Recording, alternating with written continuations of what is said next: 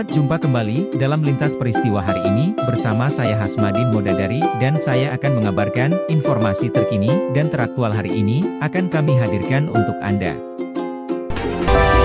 Komisi 10 DPR RI menggelar rapat kerja dengan Menteri Pendidikan Kebudayaan Riset dan Teknologi Republik Indonesia terkait kebijakan pemerintah di tahun 2023 terhadap perekrutan P3K yang dipandang akan lebih efektif sebagai solusi dalam penyelesaian masalah P3K.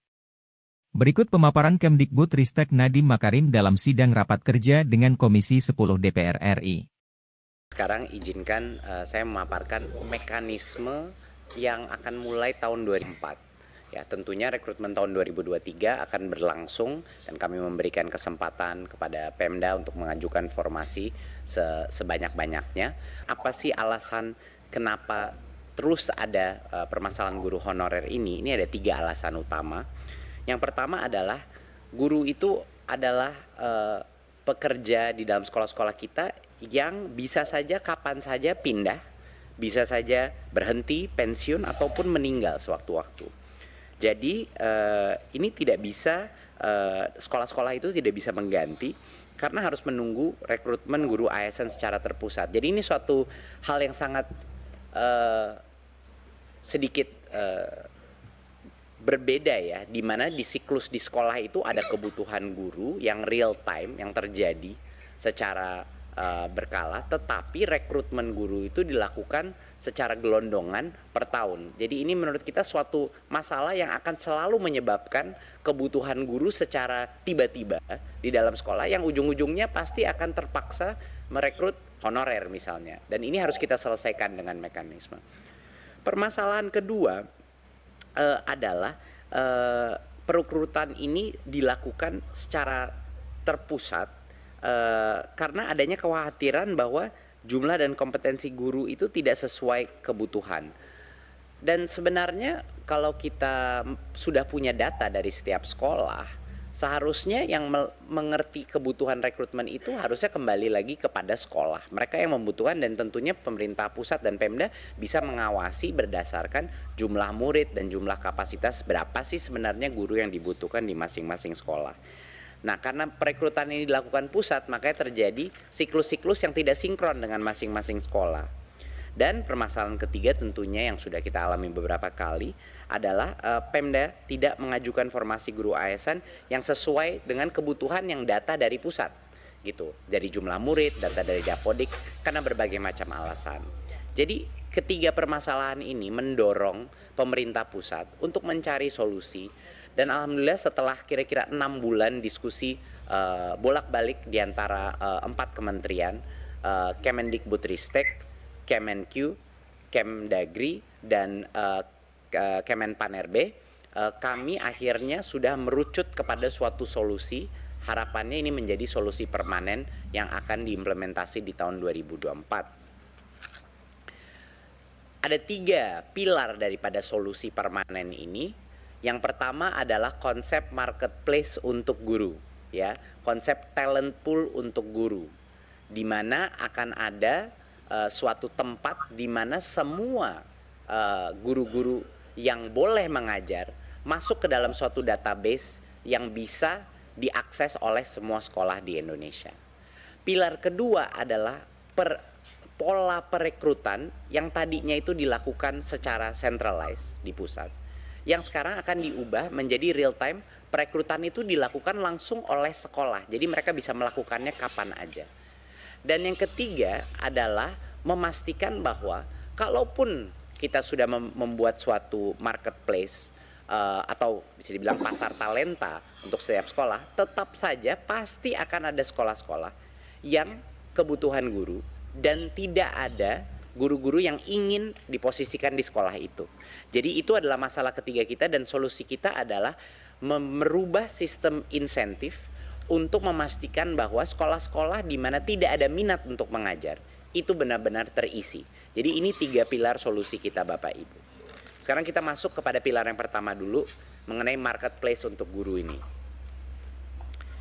Marketplace untuk guru adalah suatu database yang nanti akan didukung secara teknologi, di mana semua sekolah ini bisa nanti mengakses siapa sih saja yang bisa menjadi guru dan siapa yang saya mau undang untuk menjadi guru di sekolah saya.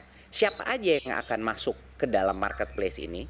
Yang pertama adalah guru-guru honorer yang sudah lulus seleksi, ya. Mereka yang mengikuti seleksi untuk menjadi calon guru ASN.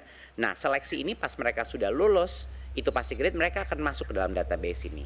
Yang kedua yang akan masuk marketplace ini, pool talenta ini adalah lulusan PPG Prajabatan. Ini guru-guru baru yang sudah lulus PPG dan mereka akan juga masuk ke dalam marketplace terintegrasi ini, ya.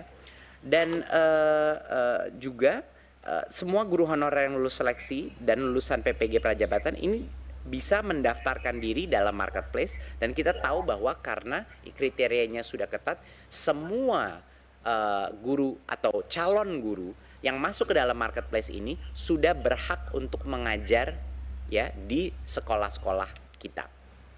Nah, jadi calon guru ini lebih fleksibel untuk mendaftar dan memilih lokasi mengajar tanpa harus menunggu lagi proses perekrutan secara terpusat, ya. Jadi ini real time, benar-benar kita mengikuti kebutuhan masing-masing sekolah di daerah. Berikut, sekarang kita bahas proses perekrutannya sendiri yang akan berubah. Yang pertama, langkah pertama adalah anggaran gaji dan tunjangan guru ASN yang sekarang itu ada di Pemda, ini dialihkan langsung ke sekolah.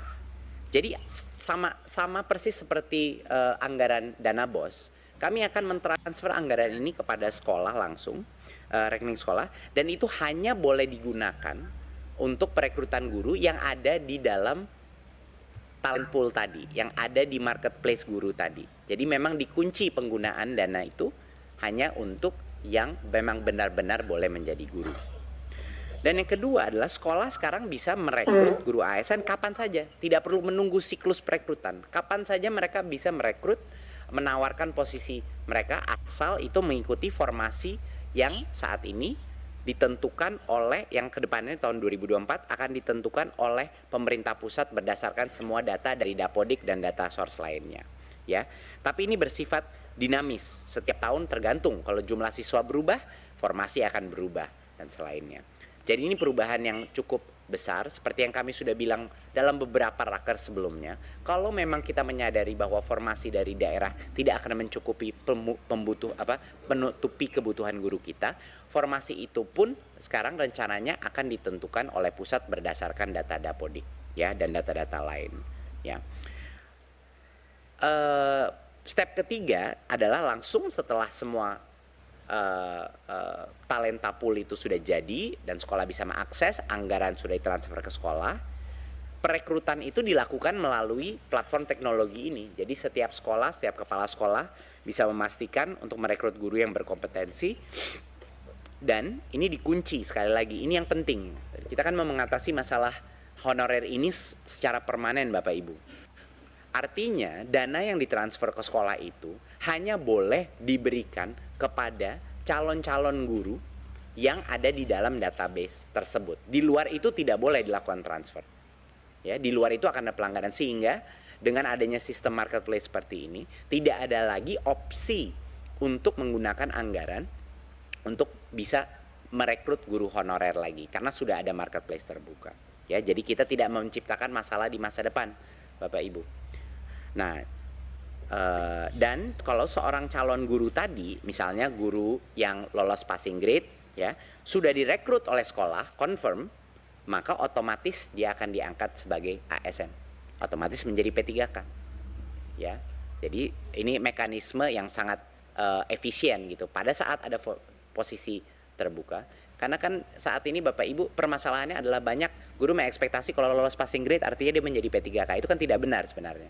Ini masalah komunikasi juga, bahwa sebenarnya lolos passing grade artinya dia punya kesempatan menjadi P3K kalau ada formasi yang akan menerima mereka gitu.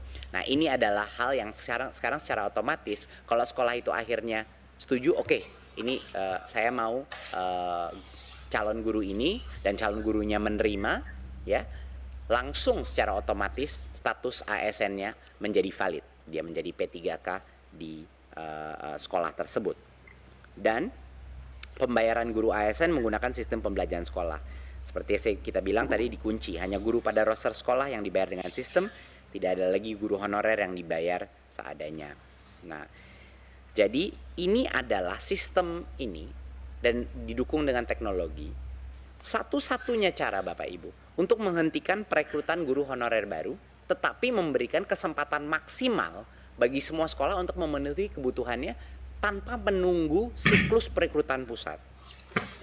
Jadi kami memberikan dan otonomi kembali kepada sekolah untuk melakukan perekrutan ini. Berikut. Oke. Nah, sekarang adalah bagaimana masalahnya di sekolah-sekolah yang sudah lama mencari guru, tapi tetap aja tidak ada. Tentunya marketplace tidak cukup, karena dengan marketplace pasar bebas pun pasti banyak guru yang tidak mau ditempatkan di beberapa daerah yang memang mungkin kurang menarik bagi guru-guru tersebut.